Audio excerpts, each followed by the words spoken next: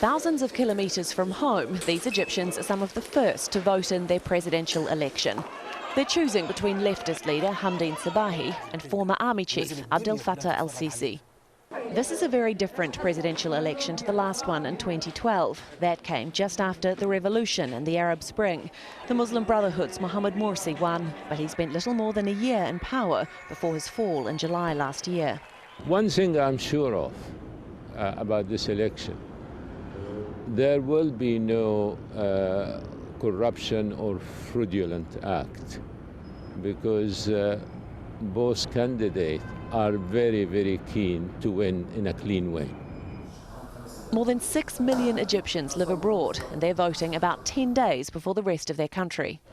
Egypt recently introduced a new system, meaning that expat voters don't need to register at the embassy or consulate where they will cast their ballot. So while statistics show there are 29,000 people here in the UK who were born in Egypt, they don't know quite how many of those will turn up to vote here between now and Sunday.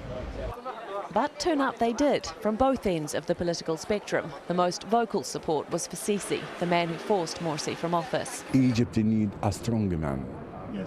A strong man to keep everything in order. This is the first time we can actually make a difference and change the way Egypt is run. We're waiting for President Sisi, inshallah. Some critics say the election's a charade to lend legitimacy to last year's coup. They're calling for a boycott of the vote. I'm not going to vote today and boycott. Basically, it's useless. We know already that General Sisi will win. Okay, same as Mubarak. AHMED AWADALLA is an Egyptian studying international relations in the UK. He says there'll never be a strong opposition bloc in Egypt if people don't exercise their right to vote. Democracy is a gradual process, and it's going to take us time, so it's not going to be a change overnight or in a year or two. It might take 15, 20, 25, 30 years, but we have to start from some point.